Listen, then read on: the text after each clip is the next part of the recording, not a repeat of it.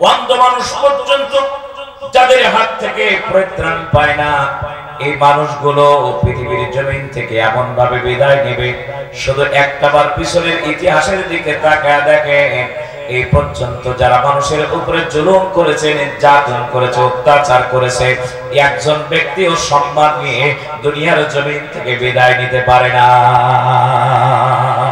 পেরেছে? জোরে বলেন পেরেছে? ফিরাউনকে আল্লাহ চুপিয়েছে।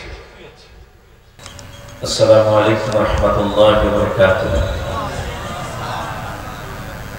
সকলিয়াবাসী কি আমার উপর অসন্তুষ্ট নাকি? সালামের জবাব যদি আপনারা আওয়াজ দিয়ে দেন, আশেপাশে দাঁড়ানো মানুষরা সব চলে আসবে, কি ঠিক কিনা বলেন? সালামের জবাব দিলে কি গুনাহ হবে? সওয়াব হবে? তাহলে আমি আপনাদেরকে আরো একবার অনুরোধ করব, দাবি করব, সালামের জবাবটা একটু আওয়াজ দিয়ে দেওয়ার জন্য। আসসালামু আলাইকুম ওয়া রাহমাতুল্লাহি ওয়া বারাকাতুহু। কেমন আছেন আপনারা? আলহামদুলিল্লাহ নাহমাদুহু ওয়া নাস্তাঈনুহু ওয়া নাস্তাগফিরুহু ওয়া نعوذ بالله من شرور أنفسنا ومن سيئات أعمالنا، من يهده الله فلا مضل له ومن يضلله فلا هادي له، ونشهد أن لا إله إلا الله وحده لا شريك له، ونشهد أن سيدنا وحبيبنا ومولانا محمدا عبده ورسوله الذي أرسله بالحق بشيرا ونذيرا وداعيا إلى الله بإذنه وسراجا منيرا، فقد قال الله تعالى في كلامه المجيد وفرقانه الحميد। সকলে আমার সঙ্গে আল্লাহ রাব্বুল আলামিনের নাজিলকৃত মহাগ্রন্থ আল কোরআন আল্লাহর দেওয়া জবানটা ছেড়ে দিয়ে সকলে একটু সমস্যারে তেলাওয়াত করি। আউযু বিল্লাহি মিনাশ শাইতানির রাজীম। বিসমিল্লাহির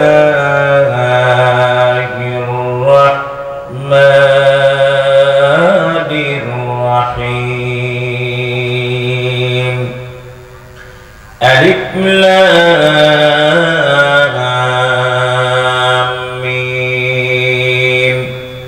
أحسب الناس أن يتركوا أن يقولوا آمنا وهم لا يفتنون.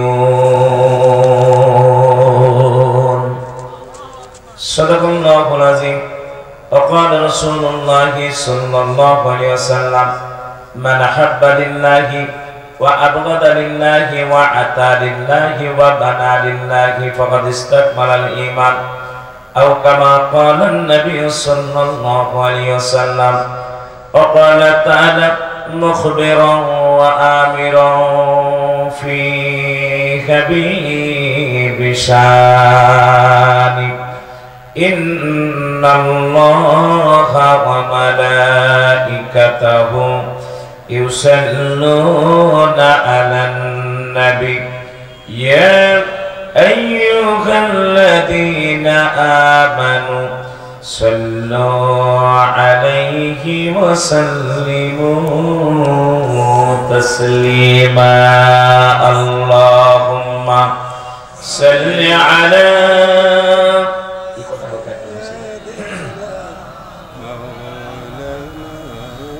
وعلى آل سيدنا مولانا محمد। রসুলের সঙ্গে কি আমাদের কোন শত্রুতা আছে? তাহলে আমরা রসুলের প্রতি দুরূদ পড়তে, নবীর প্রতি দুরূদ পড়তে এত কেন আমাদের কার্পণ্য হচ্ছে? একটু আওয়াজ দিয়ে নবীর সাথে দুরূদ দেই। আল্লাহুম্মা সাল্লি আলা বলা বসে গেছে তো এই বক্সটা একটু বাড়িয়ে দেন সাউন্ড হালকা, ঠিক আছে। ওয়া আলা আলি সাইয়্যিদিনা মাওলানা মুহাম্মদ, যে ফুল যুগ যুগান্তরে খুশবু ছড়ায়, যে ফুল যুগ যুগান্তরে খুশবু ছড়ায়। একে শীষে ফুল মোরা, একে শীষে ফুল মোরা মনেরি কাবায়, যে ফুল যুগ যুগান্তরে খুশবু ছড়ায়। আল্লাহুম্মা সাল্লি আলা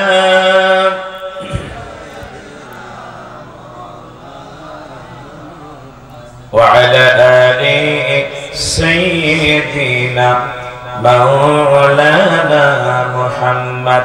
জন্ম আমার নবীর যুগে হলে কেমন হতো, ঠিক না? জন্ম আমার নবীর যুগে হলে কেমন হতো, দুনয়নে রাসূল পাক, দুনয়নে রাসূল পাক দেখলে কেমন হতো। জন্ম আবার নবীর যুগে হলে কেমন হতো, জন্ম আবার নবীর যুগে হলে কেমন হতো। আসতো বেশে হযরতে বেলালে মধুর আযান, যে আযানে ছিল এমন প্রেম মুগ্ধ রহমান। আসতো বেশে হযরতে বেলালের মধুর আযান, যে আযানে ছিল এমন প্রেম মুগ্ধ রহমান। দয়ার নবীর পিছে নামাজ পড়লে কেমন হতো, ঠিক না? দয়ার নবীর পিছে নামাজ পড়লে কেমন হতো। জন্ম আমার নবীর যুগে হলে কেমন হতো, দুনয়নে রাসূল পাক দেখলে কেমন হতো। জন্ম আমার নবীর যুগে হলে কেমন হতো। আল্লাহুম্মা সাল্লি আলা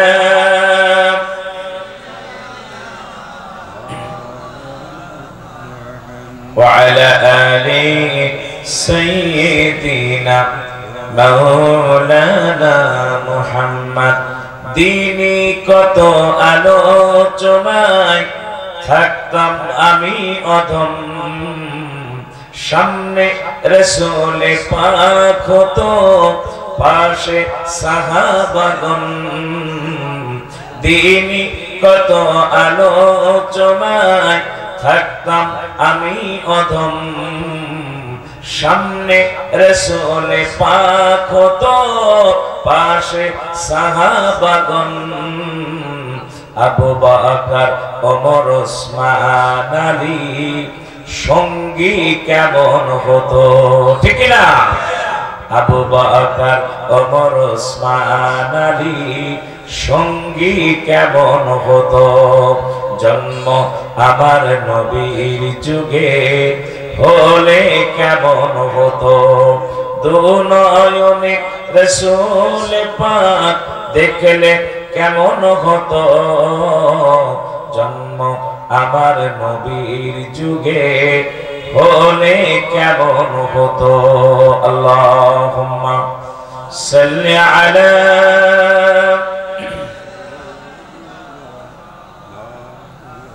পানি দিতে বলেছিলাম, খাবার পানি দেয় না। مولانا محمد بلغ العلا بكماله كشف الدجى بجماله حسنت جميع خصاله صلوا عليه وعليه मुझे कुछ मिले एना मिले मोहम्मद मिले यानी ओ शहीद जिसे अल्लाह मिले बलागल उला बिकमालिही कशफत तुजा बिजमालिही हसनतु जमीउ खिसालिही सल्लु अलैहि व अलैहि ছোট্ট করে একটু দোয়া করে আল্লাহুম্মা আমিন ربنا ظلمنا أنفسنا وإن لم تغفر لنا وترحمنا لنكونن من الخاسرين আল্লাহ তাআলা কুদরতি নজর দিয়ে চেয়ে দেখো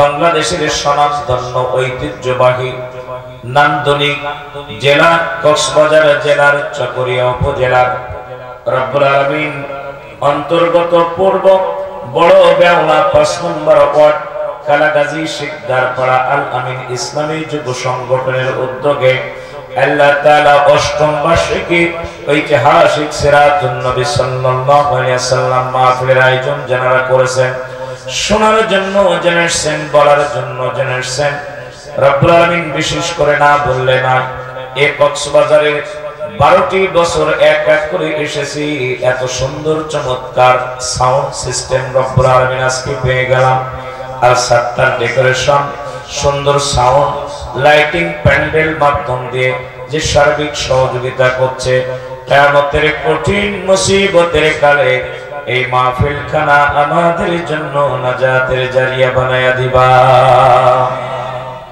রব্বুল আলামিন সেই সন্ধ্যা থেকে পর্যন্ত হক্কানি রব্বানি উলামায়ে কিরামগণ কোরআন হাদিস থেকে গুরুত্বপূর্ণ আলোচনা করেছেন আমি তোমার নালায়েক বান্দা আল্লাহ তোমার একসাথ মুহিব্বিনা বান্দা বান্দীদের সাথে নিয়ে তোমার হাবিবের শানে কয়েক মর্তবা দরুদ ও সালাম তেলাওয়াত করেছি দরুদ ও সালাম যখন সোনার মদিনায় নবী পাকের রওজা মুবারকে পৌঁছায় দিয়া দাও আল্লাহ तमाम মাটির নিচে যত মুমিন মুমিনাত মুসলিমিন মুসলিমাত ঘুমায় গেছে প্রত্যেকের আরওয়াহ পাকের হাদিয়া পৌঁছায় দিয়া দাও খাস করে আমি তোমার নালায়েক বান্দা ইলম কালাম কিছুই নাই কিছুই জানি না কিছুই পারি না তুমি যা বলো তাই বলি একটি শব্দ বাড়াইয়া কমাইয়া বলার মতো যোগ্যতা ক্ষমতা আমার নাই তাই এই মুহূর্তে তোমার দরবারে ভিক্ষুকের মতো দুইটা হাত তুলে দরখাস্ত দিলাম আল্লাহ তোমার রহমতের ভান্ডার থেকে কিঞ্চিত রহমত এই গুনাহগারের কণ্ঠে তথা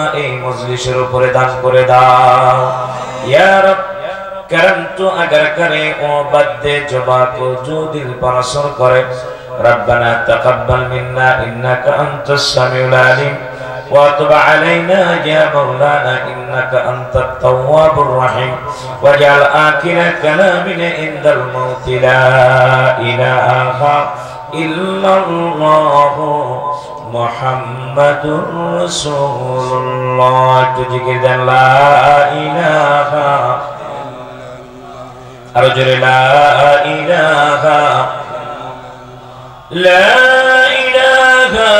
إلا الله محمد رسول الله صلى الله عليه وسلم ঐতিহ্যবাহী বাংলাদেশের সবচেয়ে নান্দনিক পর্যটনময় জেলা গোটা বাংলাদেশ নয় গোটা বিশ্ব থেকে যে জেলা দেখার জন্য মানুষেরা পাগলের মতো ছুটে আসে সেই নয়ন অভিরাম আল্লাহ পাকের কুদরতি নিজাম দিয়ে ভরপুর করা জেলা কক্সবাজার জেলার স্বনামধন্য উপজেলা চকরিয়া উপজেলার পূর্ব বড় বেওলা 5 নম্বর ওয়ার্ড কালাগাজী শিকদারপাড়া আল আমিন ইসলামী যুব সংগঠনের উদ্যোগে আজকের এই 8তম ঐতিহাসিক সিরাতুন নবী সাল্লাল্লাহু আলাইহি ওয়াসাল্লাম মাহফিলে সুযোগ্য সম্মানিত শ্রদ্ধাভাজন সভাপতি বিশিষ্ট আলেম দ্বীন ফজিলাতুল শেখ হযরত মাওলানা শিববির আহমেদ সিদ্দিকী সাহেব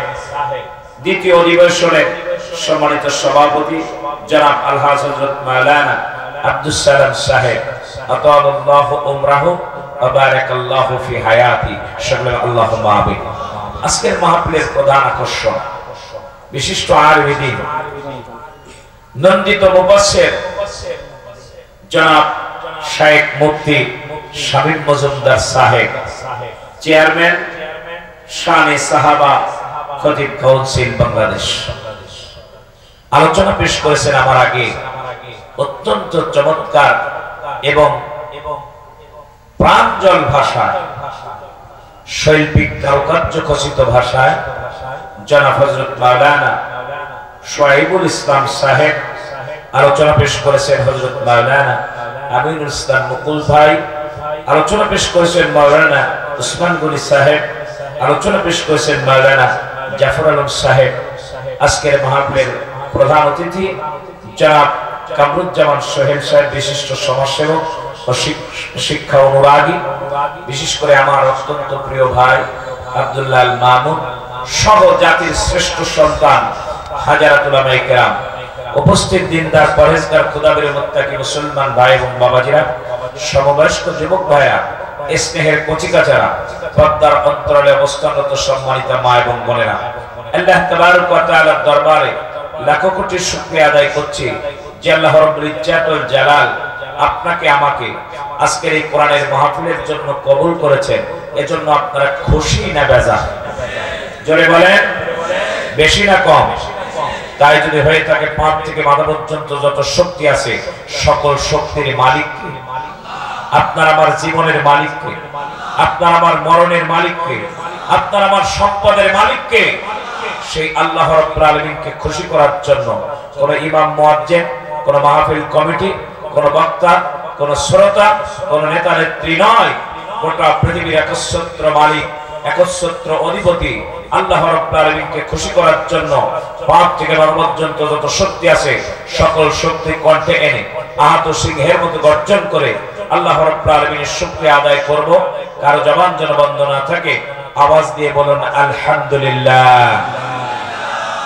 শুকরিয়া আদায় করলে খুশি হন কে? নিয়ামত বাড়িয়ে দেন কে?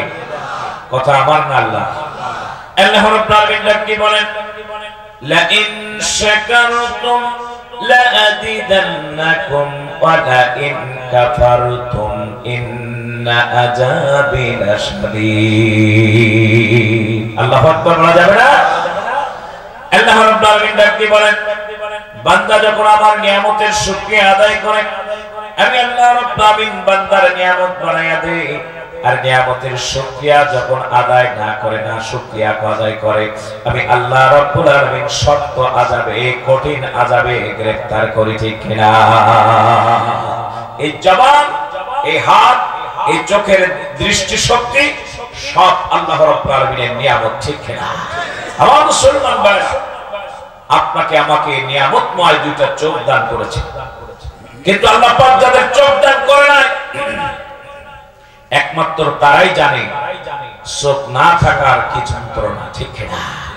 আপনারা দেখেছেন বাংলাদেশের ঐতিহ্যবাহী জেলা নোয়াখালী জেলা, একজন অন্ধ কোরআনের হাফেজ মায়ের পেট থেকে জন্ম অন্ধ অবস্থায় পৃথিবীর জমিনে এসেছে। দুইটা চোখ আল্লাহ পাক তাকে দান করেন না। এই ছোট্ট সন্তানটা যখন জন্ম অন্ধ অবস্থায় পৃথিবীর জমিনে এসেছে, মা বাবা তাকে অন্ধ হেফজখানার ভিতরে অন্তর্ভুক্ত করে দিয়ে দিলেন, সদস্য বানিয়ে দিলেন। আঙ্গুল দিয়ে দিয়ে অন্ধ মানুষ একটা একটা করে হরফ শিখে পুরা 30 পারা কোরআন, 114টা সূরা আল্লাহ রাব্বুল আলামিনের বান্দা তার হৃদয়ের ভিতরে সে হেফজ করে ফেলেছে, মুখস্থ করে ফেলেছে। সুবহানাল্লাহ বলবেন না? আমার মুসলমান ভাইরা, আমরা যারা চোখ আলাওয়াসি, চোখ যারা দেখি, আমরা চোখে যারা দেখি, যদি জিজ্ঞাসা করা হয় 10টা সূরা ভালোভাবে বলতে পারবেন। ঠিক বললাম না? ভুল বললাম? 10টা সূরা। আর একজন অন্ধ মানুষ কোরআনের হাফেজ হয়েছে। মহল্লার মানুষরা চিন্তা করলো এই মানুষটা অন্ধ, এই আমাদের ভাই অন্ধ, কোরআনের হাফেজ হয়েছে, সে তো অন্য কোনো কাজ করে খেতে পারবে না। তাই গ্রামের মহল্লার যে মসজিদ আছে, এই মসজিদের মুয়াজ্জিনের দায়িত্বটা তাকে দেওয়া হোক।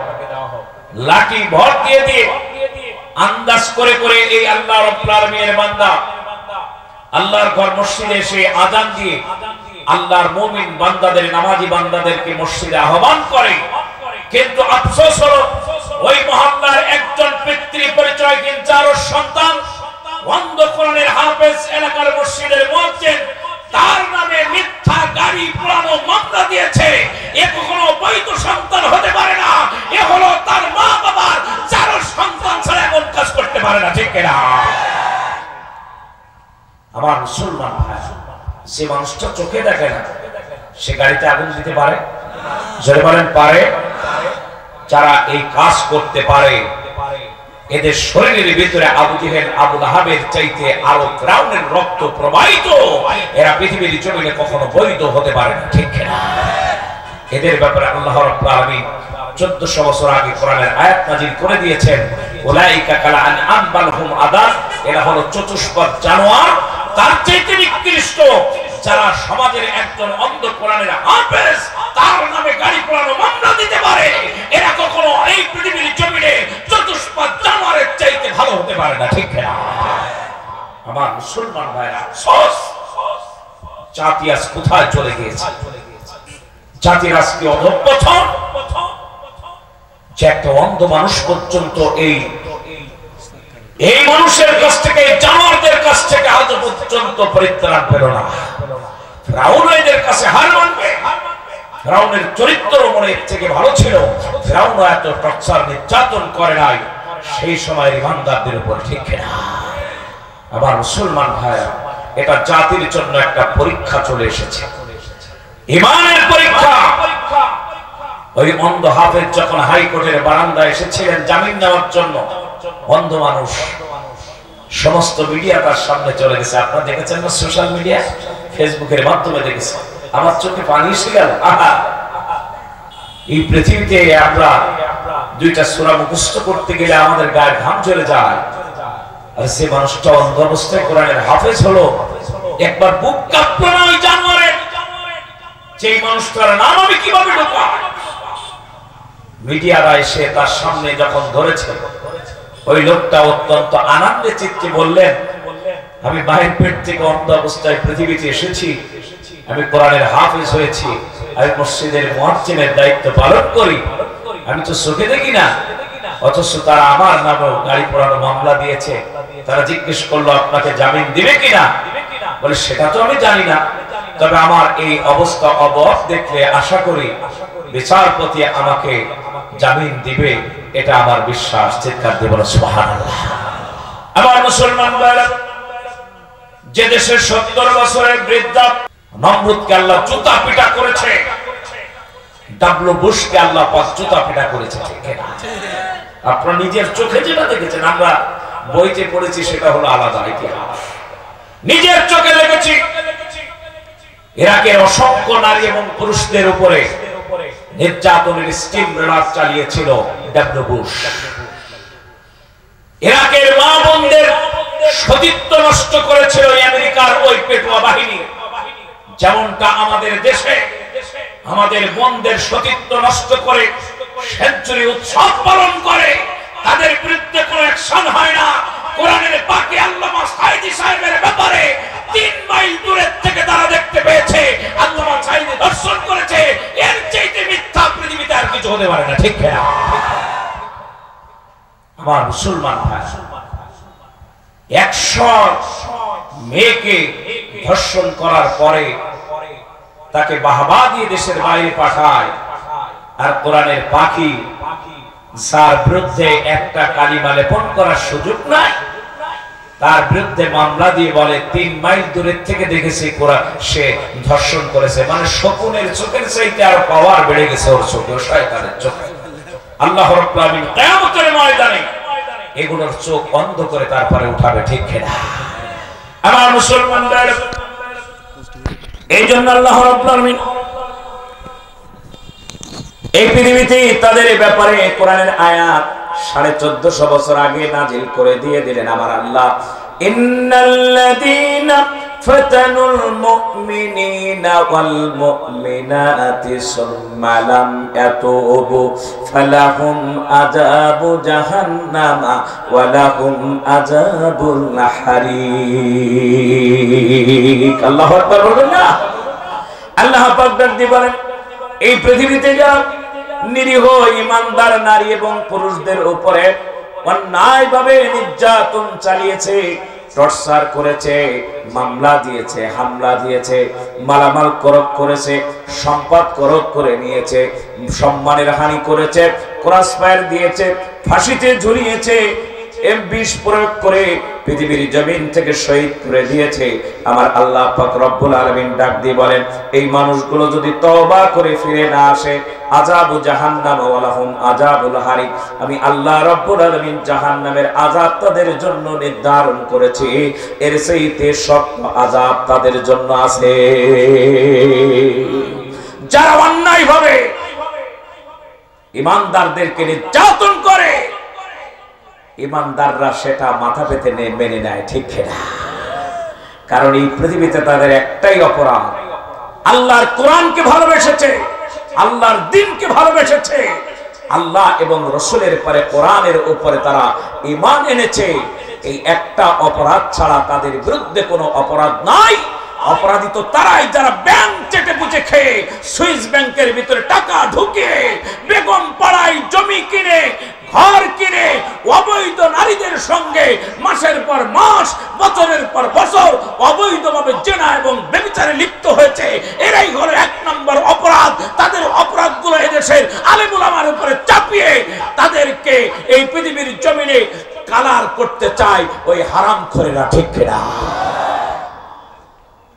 আমার ভাইরা, রাগ করতেছেন? বাস্তবতা দিয়ে আলোচনা হবে, কারণ কোরআনের আলোচনা শুনে একদল ঈমানদার মুমিন তার কলিজা ঠান্ডা হয়ে যায়, ঠিক কিনা? আর একদল আছে এটা শোনার পরে তাদের শরীরের ভিতরে চুলকানি শুরু হয়ে যায়, ঠিক কিনা? এই ব্যাপারেও আল্লাহ পাক 1450 বছর আগে আয়াত নাজিল করে দিয়েছে।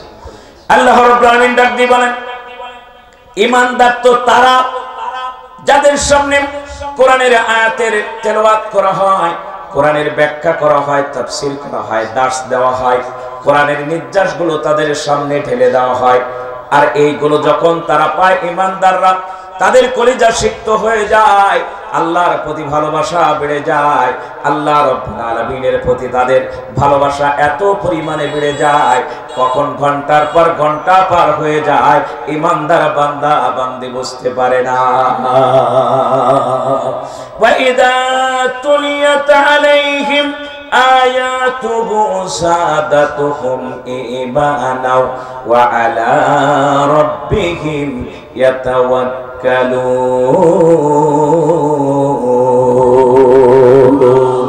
আল্লাহ রাব্বুল আলামিন ডাক দিয়ে বলেন, ঈমানদারের সামনে যখন কোরআনের তেলাওয়াত দেওয়া হয়, কোরআনের দাস দেওয়া হয়, ঈমানদার বান্দারা তখন পাগল হয়ে যায়, আল্লাহর প্রতি ভালোবাসা বেড়ে যায়, আল্লাহর নিদর্শনের প্রতি ভালোবাসা বেড়ে যায়, আল্লাহ রাব্বুল আলামিনের নিয়ামতের প্রতি ভালোবাসা বেড়ে যায়। আল্লাহ রাব্বুল আলামিনের বান্দারা এরাই হলো আমার ঈমানদার বান্দা। আর এগুলো শোনার পরে যাদের চুলকানি বেড়ে যায়, আল্লাহ রাব্বুল আলামিন ডাক দিয়ে বলেন, এরাই হলো পৃথিবীর জমিনে কোরআনের দুশমন, ঠিক কিনা?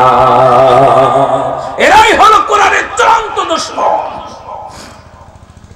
যারা শোনার পর বেগুনের কোনো দোষ নাই, গরুর গোশের কোনো দোষ নাই, মশারির ডালের কোনো দোষ নাই, যার শরীরের ভিতরে অ্যালার্জি আছে তার এটা খেলেই চুলকাবে, ঠিক কিনা? না খেলেও চুলকাবে, দেখলেও চুলকাবে, শুনলেও চুলকাবে।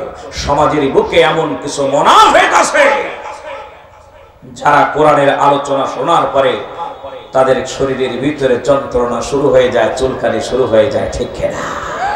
আমার মুসলমান ভাই, এই জন্য সর্ব অবস্থায় শুকরিয়া আদায় করবো কার? আরো জোরে বলেন কার? এই জন্য আরো একবার শুকরিয়া আদায় করে আওয়াজ দিয়ে বলুন আলহামদুলিল্লাহ। দুরূদ সালাম বর্ষিত হোক বিশ্ব মানবতার মুক্তির কান্ডারি, সর্বযুগের সর্বকালের শ্রেষ্ঠ মহামানব, বিশ্ব নন্দিত নেতা, আকায়েদে নামদার তাজদারে মদিনা, হুজুরে আকরাম নূরে মুজাসসাম, মক্কার জ্যোতি মদিনার বাতি, আব্দুল্লাহর নয়নের টুকরা, মা আমিনার নয়নের পুতুলি, জনাবে মুহাম্মদুর রাসূলুল্লাহ সাল্লাল্লাহু আলাইহি ওয়াসাল্লামের উপরে মাগফিরাত কামনা করি। মহাগ্রন্থ আল কোরআন আল্লাহর জমিনে প্রতিষ্ঠিত করতে যে যারা অর্থ দিল, শ্রম দিল, রক্ত দিল, মেধা দিল, সর্বশেষ তাদের জীবনটা দিয়ে দিল, বাতিলের কাছে মাথা নত করলো না।